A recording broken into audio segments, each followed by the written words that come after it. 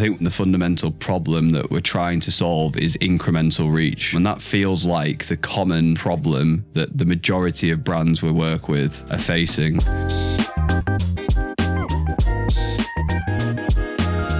Long time since we've done a solo. Very long time, over 6 weeks. Yeah, I was starting to get a little bit jealous of yours and Sam's little duos. FOMO, just because the views are flying.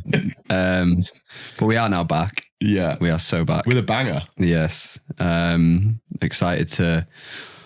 I feels like since we last did one of these, a lot's happened in the D2C landscape, specifically. And usually that's just AI, but beyond AI this time, I feel like we've seen a lot of changes in meta, a lot of changes in like how we're delivering service. So excited to dig into I guess a bit of a juicy little tactical episode on what's working right now for us across creative and ad accounts ahead of Q4.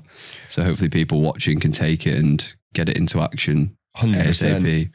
Especially after our nomination for the Creative Diversity Award at the Meta Awards the other week. It was a fun night. It was. Sadly didn't take home the W this time. We lost to a big agency, right, that was doing a lot of upper funnel, full funnel, which just isn't where we play. But I think to get nominated for creative diversity in a world where that is like the key thing that's driving performance shows the work we've been doing for like over 12 months on that, right? Yeah, 100%. I mean, it's still a massive achievement either way. I think if you look at, we're up against the big five agencies, a lot of these massive players in the UK, much bigger agencies to us. I think we were one of the only independent agencies there that had been nominated, which is really exciting. And obviously hundreds and hundreds of applications. So yeah. We'll be back next year. We will. We'll be back with a dub. I know you wanted to start with some drama before we get into the juicy tactical insights for everybody watching. So yeah, go on. Give us this week's. I mean, I've been in and out of X for some time now, but I tell you what, I've been truly absorbed on X over the last week or so with the crazy outbursts from Liquid Death. Almost feeling like, those drunk messages you put up complaining about someone or calling out someone that you regret the next morning or forget posting. So let's give a bit of context to this first.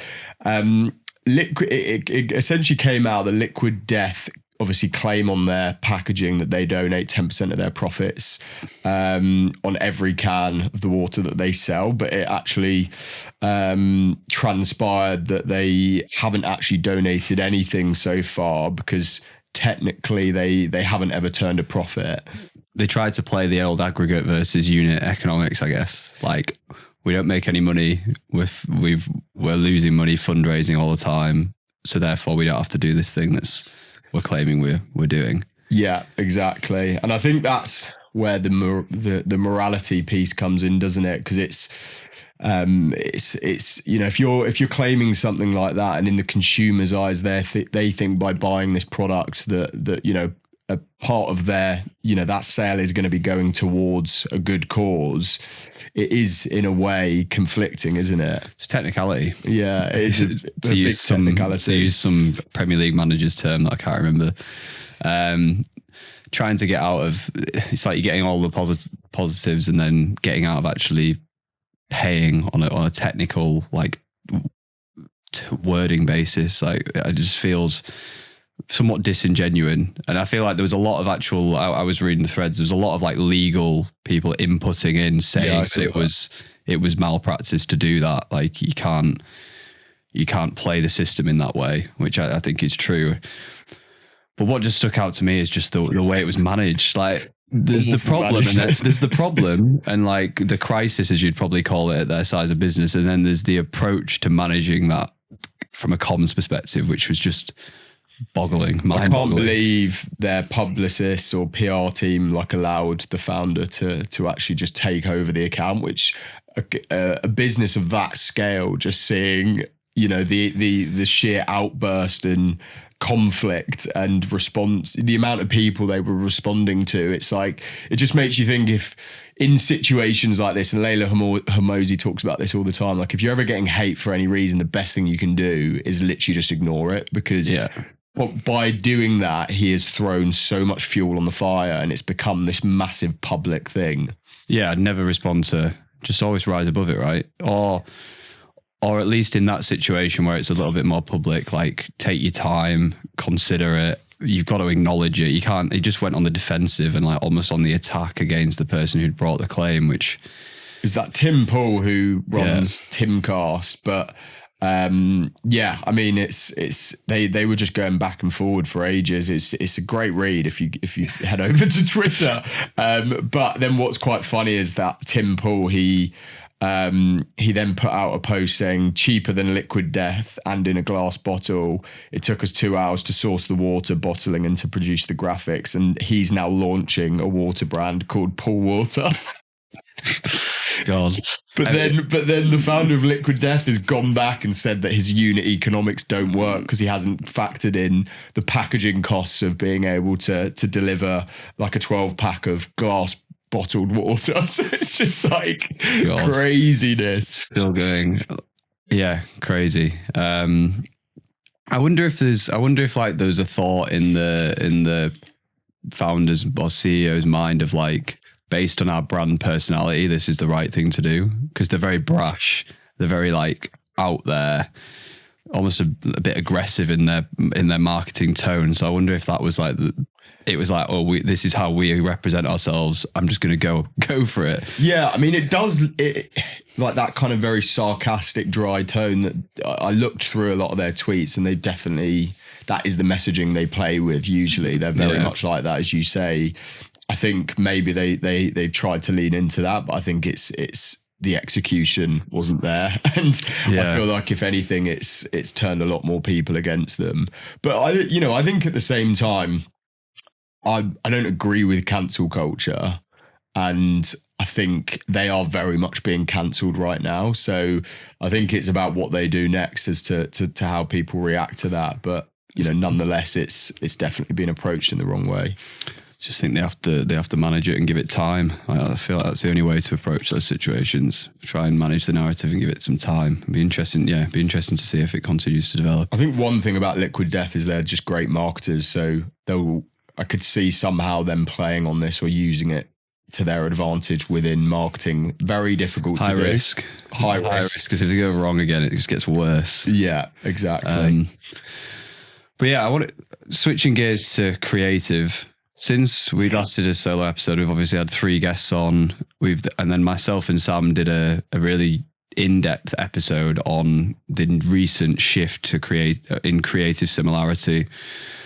And that's something that we're going to touch on in a more of like a masterclass format from yourself, based on the training session that you actually delivered today to the team over the coming episodes. But I think the fundamental like objective and the fundamental problem that when we're speaking about similarity that we're trying to solve is incremental reach on platform. And that feels like the common problem that the majority of brands we work with are facing.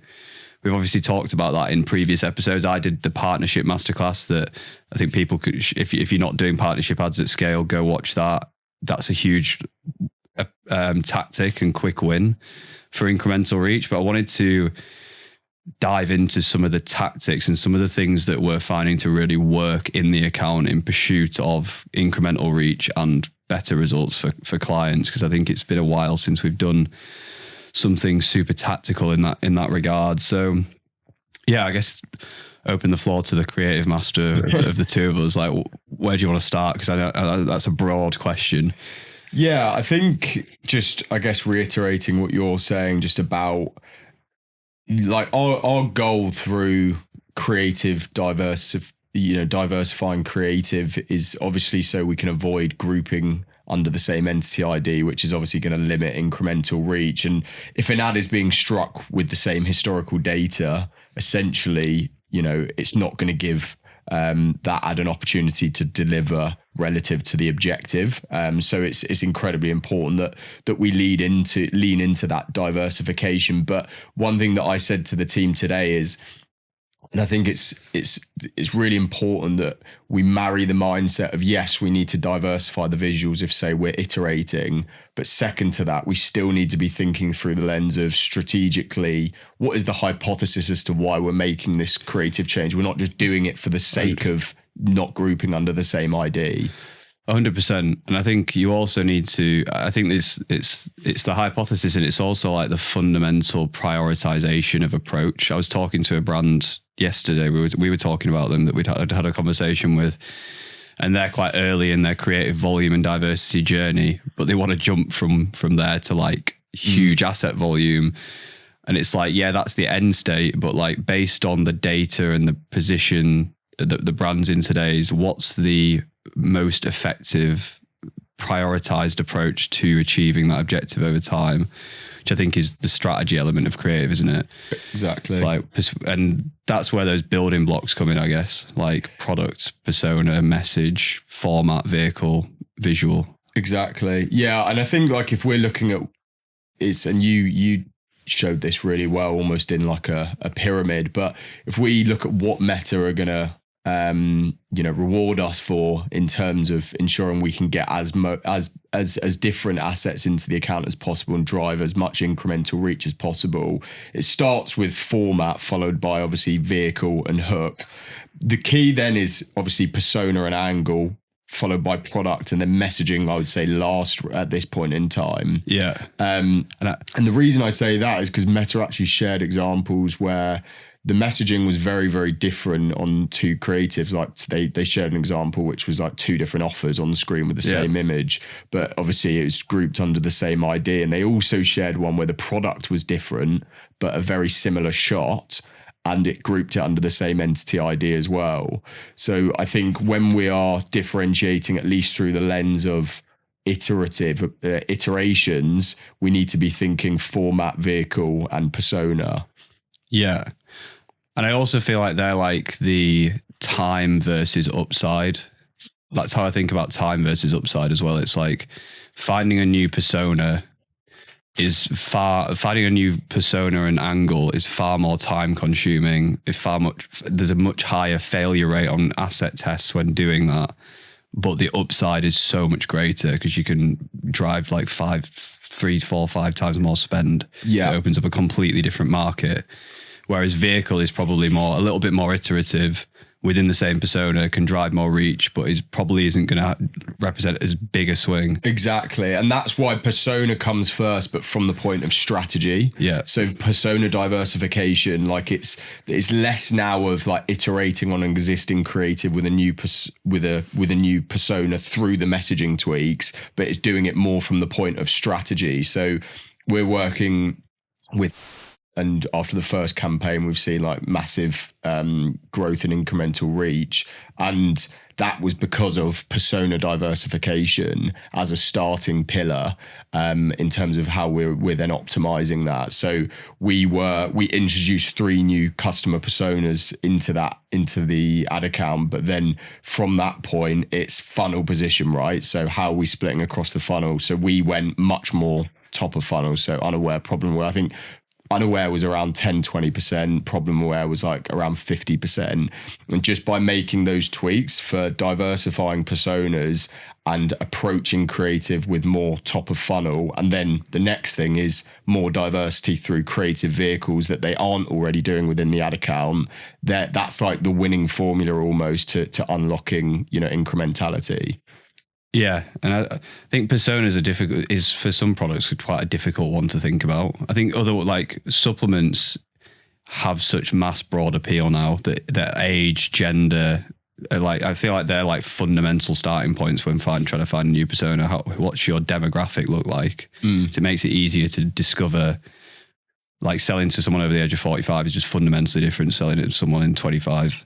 And that can open a completely different market. But I think some products, fashion being one that comes to mind, it is difficult to do that. Much more difficult than 100%. If it's not much harder if there's no clear problem solution. It's much harder. But I think one prompt that we've started using recently, which is something I wanted to share that has really helped us unlock new personas, and comment down below prompt, and we'll share this we'll share this with you.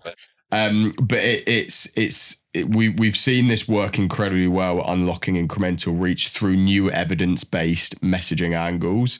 So obviously everyone knows Reddit is great for audience research, but one thing we've started doing is actually pairing Grok with the data through X, and being able to essentially pull live research and conversations happening from X or Twitter around main topics by focusing more on pain points. So we'll put the prompt on screen here, but then also share the actual file down below. But essentially what we're gathering from this prompt is key findings. So it's linking studies to findings that the personas are talking about through social. So for example, if we are talking about bloating as a potential angle, it's going to find potential studies that are related to bloating and personas that align with that. So, for example, by doing this, we were able to find that people going through the menopause it was something like 30% more likely to struggle with bloating as they enter peri and menopausal states. And then by doing so, it's pulling live conversations that are relating to not only the study, but the persona and that angle from Twitter to give you those live conversations that break down the findings, the statistics, the layman's summary. So essentially what that means for a general audience, emotional language. So it's pulling any emotional triggers, sensory words, or pain point problems that are addressed or discussed through those Twitter conversations. It also then will help funnel stage mapping, which is interesting. So which it is a killer prompt. It shows essentially which parts of the conversation or quotes could be used for different stages within the funnel. And then it also will break down best fit demographics. So I would definitely start playing with Grok as a tool for unlocking audience research to help find those net new personas and angles. And it uses, as I say, it uses studies as the anchor to link to those personas. Interesting. I guess Grok's one of the things, probably the AI tool we've talked about the least on this podcast. I know we've mentioned in a few episodes about how the recency really helps it, but I do think that's such a driver, like that live data feed almost. Yeah.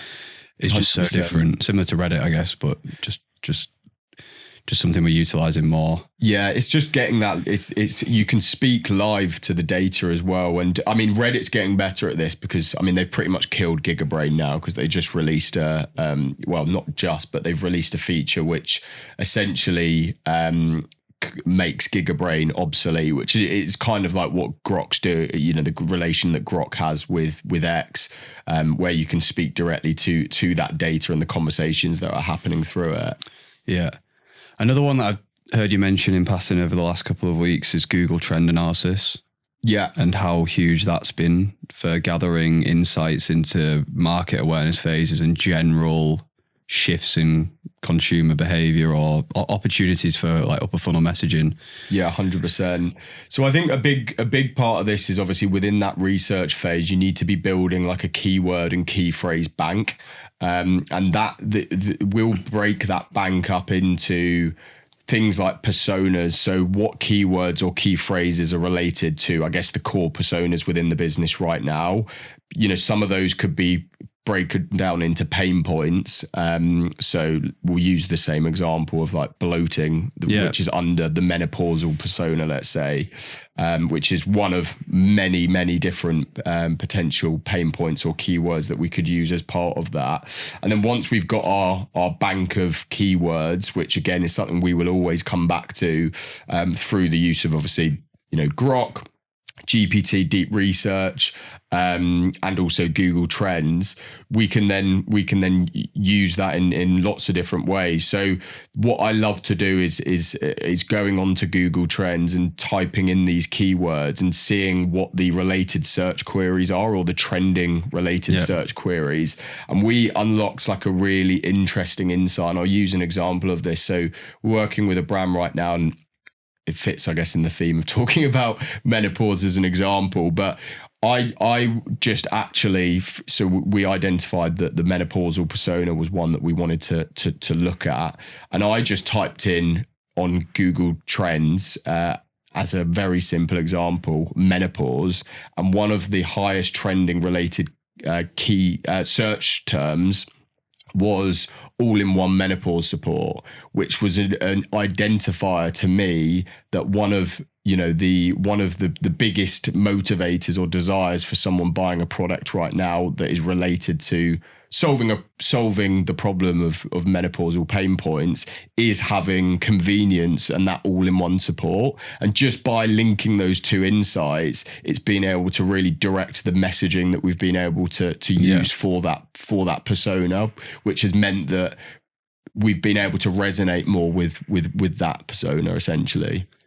Makes a lot of sense. I think it's an underutilized tool, and I imagine most people watching aren't using it much other than looking at broad category level trends. I also feel like I was talking to an ice bath brand recently. I also think it's important to look at things that like are tangential to your products, and not just like if you're selling.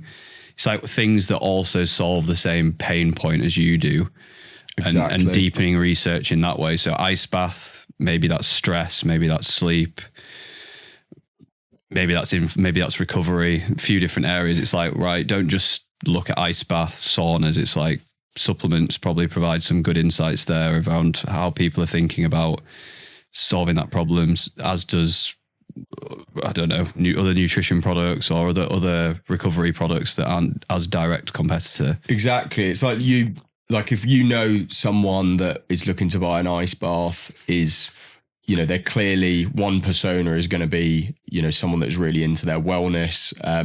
So think about what other lifestyles, that person's lifestyle is, what are their other behaviors that they do, and what search terms or keywords can we use to uncover more evidence for that. So, the example there, if someone is into ice baths, they're likely into the gym as well, or fitness of some form, and they use that as a means of recovery. So if we can find keywords and phrases that are related to going to the gym and typing those in, what learnings can we take from some of those like related search queries on Google Trends?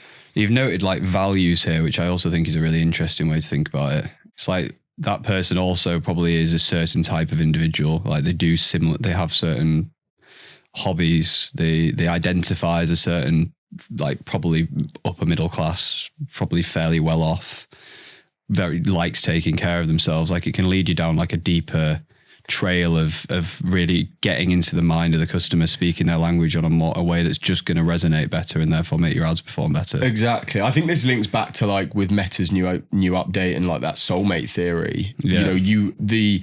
This is why we can't, and to help with incrementality, we need to be more specific about who these personas are and the messaging that we use that aligns more to them, because every single creative there's a perfect person out there for that specific creative. So how are we like uncovering like deeper motivations of the personas that are going to adapt the way that we speak to that customer? 100%. In terms of like looking at tactical, like problem aware, unaware things that are really working right now. I know we've had a Ring doorbell concept that's really popped off through Sora. Was that through Sora? It was, wasn't it? Yes, it was. Sora generated Ring doorbell. We're going to come on to AI in the next episode, so we'll park where it came from, but focusing on like the execution. Like, I know that's been a real, like, it's a very good pattern interrupt. It's a very different visual format, but what other things are we seeing really work right now? So again, this comes down to like diversifying creative vehicles and not necessarily reinventing the wheel, but presenting a message in a very different way. So as we all know, like one of the biggest unlocks still to this day is founder ads. And one thing I'm seeing is taking say you've got a founder ad VSL that was working well, maybe it's starting to fatigue in the account and we're struggling. We're starting to see frequency increase on that creative. We've now been taking founder ads, flipping them to third person script. So literally taking the exact script, putting it into the custom GPT bot and saying, can you put this in third person? Like it's being narrated about the individual. It's like meet so-and-so. Exactly. So meet the founder of X. He set out to solve X problem. I would say like a lot of people get scared about doing the founder ads because they have to feel like they have to be on camera. But we've seen some great executions of that where it's just picture overlays, right? Exactly. Like you don't actually, it's like just B-roll images from the background of the brand, documented things you've documented, and just stacking those things together with a great script has worked as well. Exactly. So that one is literally just taking the script, flipping it to third person and using different visuals, which still like evergreen imagery and videos of the founder creating the brand. Obviously, you know, layering in social proof of like B-roll from UGC creators, etc. But that again has gone straight to top spenders and has really helped with that incrementality. I would say two things that I've seen. I've been having a lot of conversations around founders ads with brands that are still not doing them. It'd be interesting to know in the comments if people want us to do like deep dive episodes on specific creative formats. So if you do, comment down below what you want to see, because we can do that. It's just if there's appetite for it. But a lot of the people are still like overthinking it, I think. And then also you may test them and they don't work on that first batch. But I just feel like if you iterate, and it's all in the script and the execution, a lot of the time they'll drive amazing click through and not great conversion. And it's like, it's important to them to make sure that it's not just a story and it's still got like really strong objection handling, really strong social proof, especially consumables 100%. To make it convert, because it is by default great at driving traffic. So it's a great story usually. Yeah, exactly. That's the thing. It's layering in those soft CTAs throughout the creative to, you know, enhance the opportunity for click through essentially. So we will always try and have some form of soft CTA every 10 seconds. Obviously, we're spending much longer now setting up the problem, so it's important that you know we're sprinkling in trust building throughout. That could be, you know, maybe it was based off a study that helped us, you know, create the brand. That could be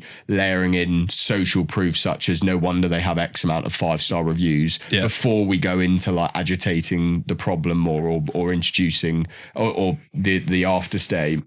There's lots of different ways that we can do that. PR is another one, but these are just small little layers that you would build in that don't need to take up full sections of the messaging framework. It's just layered in there to give more opportunity to click through. Yeah.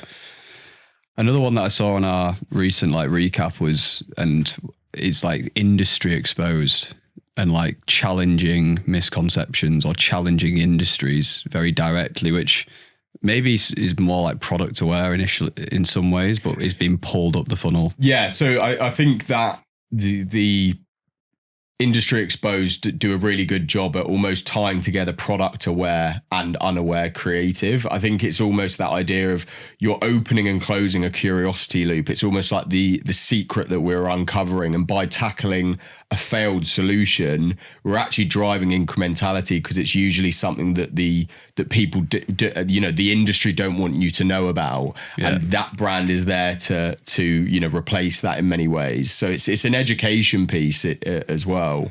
Yeah, I think we've seen that with like an example being like skincare, multiple harsh products being like the sort of common way of solving a problem, and like the misconception around like that's the only way to solve the issue that someone has, whereas like we directly call that out and then anchor it into the solution, which is the SKU. Exactly. Yeah, we worked with a razor brand last year, and again this was one of their best performing creatives, and it was tying it to the amount of you know, actually the you think by buying cheap razors, it's actually a cheaper solution, but they worked out actually over the course of 12 months, due to having to replace those razors, it's more expensive than theirs and also less or worse quality. Yeah, makes a lot of sense. I think that directness is super powerful for capturing attention.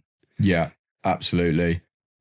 I had another point I've got noted down which is less like specific tactical example, more like common thing that I think people are doing wrong is like not appreciating like change in messaging for demographics. I also just feel like if we take a cohort of like our clients, I'd say more and more spend is moving up age groups over time, and there's so many reasons probably for that. One is like economy, income, purchasing power. But it's a real common thing we see is like brands making too many ads to younger people. Maybe there's so many reasons why that may be, and then when they're starting to try and change their creative to appeal to an older audience, not being intentional enough with the actual approach to doing that. How are we like looking at just improving our resonance with that audience, I guess, to get better cut through and better incremental reach in that audience? Yeah, absolutely. So again, I think, for example, one thing through a lot of research with older demographics, they require a lot more trust building to be able to then convert into a customer. So for example, going back to the menopausal persona, through research, we uncovered that they really needed that education and they needed social proof and science backing to be able to like validate what we were selling them. So therefore, the messaging became much more focused around setting up that trust building throughout the creative versus, really spending the time agitating the problem. So actually, we found by doing those messaging tests that we were getting better click through by actually spending more time educating around the proof versus the problem, which was interesting. I think another thing is format. So I think one thing that we're seeing with older demographics is actually they are resonating more with like high production type formats. So that's something to consider as well. And I think the third thing is pace. Like we editing pace is massive. Like if you're going, say, like younger personas, we can be quick. We can be much more edgy with the way that we're approaching the creative, more playful. Whereas actually older creatives, we find it's better slowing down the pace slightly and extending shots. Yeah. It makes a lot of sense, right? In terms of like attention spans in younger demographics, I think you have to work harder for like to retain those individuals. Yeah. I think just the other thing on messaging that people need to also be considerate of is like thinking about market sophistication, because there may be like one persona, but you could be speaking to two different people based on their market sophistication. So for example, someone could be very aware of okay, like let's look at it like a skincare product. Most people that we will be targeting with the skincare product, they have high market sophistication. They know skin products exist. They know what the problem is. We don't need to really sit so much on the agitation of problem potentially, because we need to focus on actually agitating failed solutions, because everyone would have tried multiple skincare products. Really where the agitation lies a lot of the time is through all of the failed solutions that they've gone through that haven't worked yet, and they can't uncover the thing that is actually going to solve their problem. I think that makes a lot of sense. I also think there's a human desire consideration for older generation as well, because I think that's the area where we're finding like a lot of deeper ways to resonate with an audience, because I feel like problems just show up in a more meaningful way as you get older, especially as it's around vanity products or like energy, lifestyle. And it's not like surface level right now where we just want more energy or like we're tired. It's like someone coming home from work after a long day and not having the energy to spend quality time with the children is such a deeper way to resonate with an audience than someone under 30, which it's just a very different way of approaching that, right? But more surface versus not. I completely agree. You definitely need to go much deeper into those core human desires as you go up in age range. I think, you shared a really good example there, but I think it's because and I think an example that we uncovered through a client recently is almost like when a woman reaches the menopause, they almost get to a point where they become almost the unsung hero of the family, and they still continue doing everything they're doing, but they don't necessarily have the energy to do so, but that isn't noticed. So rather than really sitting on the surface level problem, as you say, going much deeper into those deep human desires that are going to relate to that before and after. Yeah, I think most brands watching will be able to find loads of examples of customers telling them this information if they spend enough time doing the research. I think that's like where like brands are treating their customer base too homogeneously. They're not looking at like cohorting out or just spending enough time like looking for those deeper ways to resonate with specific audiences. Yeah, exactly. And another thing you can just do there is put all of your reviews into GPT and just say like what are the core human desires that and motivators that we aren't uncovering yet through our angles that we could tap into. Yeah, 100%. So back onto like formats, AI mashups. How are we approaching this at the moment? Yeah, so again, this is a good example of that is, through the lens of founder stories, one of them, using AI voiceover to be able to drive mashups. I think another way that we're doing mashups is through timelines. So we're seeing timeline based messaging working well, which obviously is slightly more solution aware, but that's like listicle format, day one. Exactly. Day so this is what happened to my skin after using this product for 3 months as an example. And again, what that does, it really opens and closes the curiosity loop because we're creating that intrigue because we're not saying it's good, we're not saying it's bad. We're kind of holding before we release the punchline almost. It's also somewhat good it's like a management of expectation as well. It's like quite real. It's like we're not promising that this is an overnight solution, but which may done the analysis. And I'd love to do some creative analysis on LTV by message, but I imagine that would probably help 100%. Quality of customer. Yeah. And I think the other way that you can be approaching that is, and again, this is through if you've got an angle that's working really well, like for example, we had one that was working well for a client, which was if you struggle, it was if you use this product for 3 months, here's what will happen to your ex. We literally took that, but then flipped it to if your daughter, if your dad, if your mum struggles with X, and just seeing how the audience resonates slightly differently. We're doing that a lot right now where, for example, if you're trying to target an older persona, doing it from the perspective of a young of their relative, their daughter, their son, talking about their parents' problems. We're seeing that work. Yeah, I think that like direct call out of persona from someone else in the hook works surprisingly well. Like you'd expect, like you've made an ad where it's like you talking about your mum on the hook, and it's very effectively delivered to 45 plus women. Yeah, I would say that is the type of hook right now that is working best. Those direct persona call outs. Yeah, makes sense. And that's like easy. It's easy as a brand to sort of map those out on a piece of paper and be like, right, how do we just, if you're starting from a diversity perspective, like just doing that exercise, like age, persona, how can we make really direct hook call outs in UGC? Yeah. It's probably a really quick win to try and solve some incremental reach problems if you're at like a really poor place right now going into Q4. Yeah, 100%. Any other like key call outs from a tactical what's working right now perspective?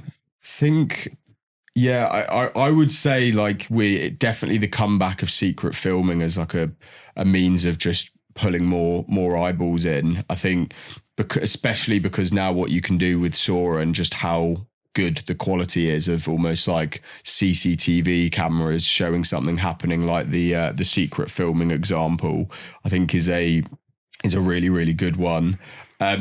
We're still very bullish on how we're continuing to evolve like the podcast format, because we're just still seeing that working incredibly well. So again, as we know, we're doing like the agree to disagree concepts, which are now working across multiple accounts, which essentially is like an outlandish statement. And again, this is where we're bringing objection handling higher in the funnel, such as X product or X industry is a scam, X product doesn't work. And the two people are essentially debating the topic. Yeah. And it's a good way to educate around it. We're doing other versions of that, which is like the lie detectors. Yeah. So again, someone being quizzed on certain things and whether they're lying or not. But I think as well, we are seeing real success with podcast setups with founders that are just objection handling first. So it's almost a presenter that is calling them out directly for lots of, things within their brand. And again, that comes back to the industry exposed piece. Yeah. And then it uses it as a potential, they're the failed solutions, and he's introducing the reason why their product isn't the same as that. Yeah, makes sense. I think podcast is another one. It sits there next to founder story as things that I think every brand can do. It's just execution. 100%. Can you do the script and the setup right for your product? Yeah. From a low prod perspective, I think there's a few.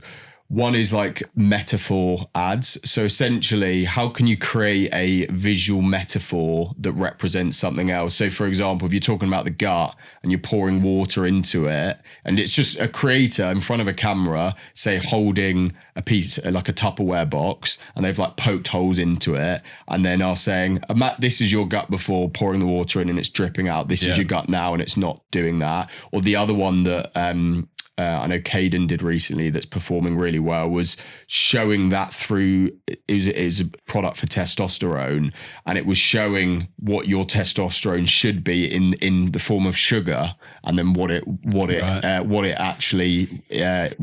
should be versus what it is, to show that very clear before and after in a simple way. And that comes back to, our messaging needs to be so simple that a 5-year-old will understand it. And the best way to do that is through creating some form of visual metaphor in that way. Two others that come to mind is the written paper hooks and walkthroughs of, like, the actual visuals a lot of the time is just centered around the paper, but the narrative and the written word follows the narrative of the asset, and they're very like native, and it's consistently been working for nearly 6 months now, I'd say. Yeah. And second to that is customer interviews.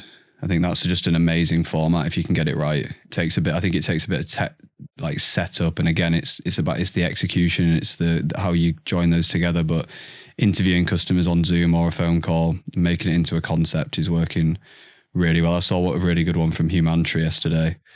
Just was them in the office, just calling customers. Yeah, exactly. I think one thing that we're doing a lot of as well, and this is that idea of like creative diversification, taking winning messaging and applying it to a different vehicle. We've seen exactly what you just said there. We found winners through those testimonial concepts, and we've literally taken that, put it in third person, and then done a whiteboard concept where it'll be like, this is Paul struggled with and it will just show drawings on a whiteboard of taking them through that customer journey of the before and after, but putting it on a whiteboard. Yeah. So it's just like really thinking about how you can, because again, it's like soulmate theory. That's going to unlock more incrementality because it's going to appeal to a different person than the other testimonial was. Yeah, but you've got the narrative there. Like exactly. The script and the structure stays very similar. Yeah, and you're applying those learnings accordingly.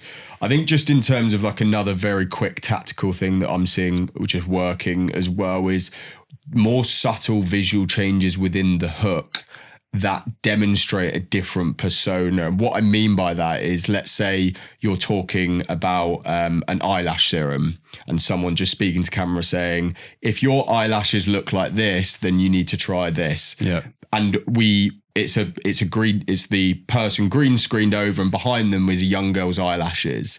Whereas run that as a test, but then also run it as a test with it where it's being an older lady's eyelashes and showing an older person's eyes. Can easily create that now through our AI image gen and Nano Banana. But you're not saying or speaking to a different persona. You're just visually showing a different persona through what's happening on screen. We've seen that exact example play out in the ad account, didn't we? Where it appealed to a completely different audience, and it brought CAC down by like over £10 because it just resonated with them. They were a better consumer of that product that we weren't targeting previously, but we didn't have to do a huge shoot to achieve that. Exactly. Great. And that's why I think it's like it's important with your creators as well to just get, I don't think it's ever been more important than ever, and we'll talk about this in the next episode, to get evergreen statics from your creators, just because of that creative diversification. And also by being able to take winning messaging and, let's say it was a news headline, a static where it's like breaking news, this has been helping thousands of X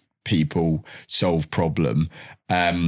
but then you run that same creative with like 5, 6, 7 different faces on the screen, and as a result, you know, they're not going to be grouped under the same entity ID, and it's going to unlock more reach. I want to come on to statics maybe to round out the episode, but just before we do that, I think a really good tactic that, and we've only just started to see this work over the last 7 to 10 days, and I put a tweet out about it, but TikTok Shop has obviously been booming, and we've managed to replicate on 2 accounts now, taking some of these upper funnel problem or unaware creatives that are very education first, sell second, literally just throwing them to GMV max. And spending, we've been able to get up to like 6-7K a day in spend for some clients. Yeah, that's wild. Just through TikTok Shop on creative that's already working on Meta. The hypothesis there is if it's good enough, the creative is good enough, and it does a good enough job at education and conversion in one asset, distribution on platform isn't having as much of an impact. I've also seen TikTok converge towards Meta more so in the last 12 months anyway. Like for quite a few clients, we've got a lot of high prod in the accounts. A lot of the high prod that we're running for a deodorant brand right now is outperforming UGC. So I just think it's worth a test. It'd be great to hear if anyone gets success from that, but especially into Q4, if you can even make it break even, or it's just amazing awareness driver. I think that the asset I mentioned got 8 million views in 12 days. I think it's a great indicator. And I remember us having a conversation, I think, on the podcast in Q4 last year about predictions for this year. And I remember one thing we spoke about was high prod on TikTok. And it's interesting to see finally that we're seeing some of those assets actually performing. Yeah, it's like, it makes sense. Like, I feel like a good ad is a good ad, regardless of the platform, as those channels converge in terms of ability to reach audience, demographic. Like, you should see the content diverge in many ways and converge. Sorry, and I feel like that's what we're sort of seeing. So go test that if you can. Yeah, I think one thing that's really helped with that likely is like video gen, because much of the TikTok feed now is video gen. It could be the gorillas. Yeah, exactly. Could be the gorillas in the forest. Could be. Someone sent me the Queen. RIP. That's what you thought you had to say that. To me of her like skateboarding down Oxford Street, and he sent me it in a group chat, and he was like, "Do you reckon there's some like 80-year-old woman sat at home just being like mind blown? Like, how is Queen Elizabeth skateboarding down Oxford Street? Because it's obviously like AI, but." They just have no concept of that being a thing. Yeah, no, but I think that's because the barrier to entry now for high production is non-existent. Anyone can do it. If you've got an idea, you can you can bring it to life. You're seeing more and more of that coming through VO3 on TikTok, which I think as a result has meant there's people more receptive to diversity on the platform. I completely off topic before we get on statics. I've seen more AI creative in places I didn't expect. And example is I saw a Wizz Air ad on the tube yesterday on the way home. It's like split screen, and the top was this woman like with like a background of a beach, but it was just so obviously an AI woman. Like the way her face moved as she kind of came towards the camera, it looked a bit plastic. You know how when you generate characters, they've got like a bit of a waxy feel to them sometimes. And I was like, I wonder how many people who see this know that, or it's just because we're so close to the problem, like not the problem, but the industry. Yeah, I've started to see it show up in more places. Yeah, I think it's an interesting one. It's difficult to say because like we are at the intersection, aren't we? We have to be. So it's so hard to know. But I'm when my mum and dad are talking about it, it's pretty mainstream now, man. Yeah. It's just like, I've got a good eye for it at the moment because I think it is still noticeable, especially with people. Even the sound, like you can tell through like someone speaking, usually if it's been created through like VO3. It's interesting. But yeah, to wrap up before we wrap up, statics, just want to touch quickly on statics. Again, covered it in the partnership ads. I think one thing that's working amazingly well for statics right now is just native Instagram stories, loads of lengthy text overlays, calling out problems, education first, like yellow armpits being an example for a deodorant brand. pairing that with third-party app whitelisting is a really quick and very high-impact win. But beyond that, any other static wins that you're really seeing? Yeah, I think, to be honest, with statics, it's a lot of the same. I think one, again, it's how many times can you evolve the native static? And I think the one that I'm seeing right now that I know we're testing a lot for Black Friday is the ChatGPT chatbot. So asking ChatGPT a question, like, and we did this with like Google image ads previously, where it was like you ask Google a question in the search bar and said, what is the best product for desired outcome? And then it will show the products just in image form. So we're seeing those chatbot ones doing really well on ChatGPT. The other version of that is email. So customers emailing the brand about a review. And it's all the same shit, right? But it's just like a slightly different native form. Yeah, I think, again, thinking about personas there, it's like, if you're selling to an older individual, what are the mediums of content they're consuming on a daily basis? There's no point doing the chat GPT thing if most of your audience is over 45, because they're just not, it's just not going to resonate. But under that, it's like so powerful. Another one in that format we're doing is, I actually saw Jägermeister robbed one of our ads. We did a Microsoft XP Paint ad a while back for a brand where it was just like, this is the best XYZ, and pointed to the products, and they'd replicated that ad, and I saw it on my feed. I think that's another example, like using computer screens, notes pages, like writing on Paint, like all of those like out there things are working. Yeah, exactly. I think the way to look at that as well is that I'm really bullish on is, I think one of the strongest emotions that you can evoke through an ad is, or just through anything, is nostalgia. Yeah. So it's, even if it's something that doesn't exist anymore, like MSN, how can we tap into like BBM. Nostalgic plays of delivering a message, BBM, exactly, that will just really stop people in their scroll and almost evoke that like feeling of nostalgia. RuneScape chat bubble. Now we're talking. Club Penguin. Yeah. World of Warcraft. Yeah, I think statics can still take up a meaningful amount of spend. I think that's the key call out. So I think you've got to still, and their cost for production is so low that there should be a really large portion of your ad output. Yeah, 100%. But it's about doing it with intention to get in front of new audiences and grow incremental reach. Yeah, I ran a comparison report recently on a few of our accounts, and shout out to Caden on this because he built a really good way of running this. But essentially, for every single one of the accounts that I ran this on, it's all said the same thing. High prod is best for top of funnel, UGC for middle, and statics for bottom. And that rang true in terms of spend at each stage of the funnel for multiple accounts. So something to consider. 100%. Perfect. So I think we've dropped a lot of tactical sauce for people to take. Remember to comment down below prompt, and we will make sure to put that down because that's a juicy one. And yeah, give us a like, subscribe. We'll have passed 3,000 subscribers by the time you view this, but loads more episodes coming, roundtables hopefully by the end of the year. And yeah, thank you for watching. Thanks guys, see you in the next one.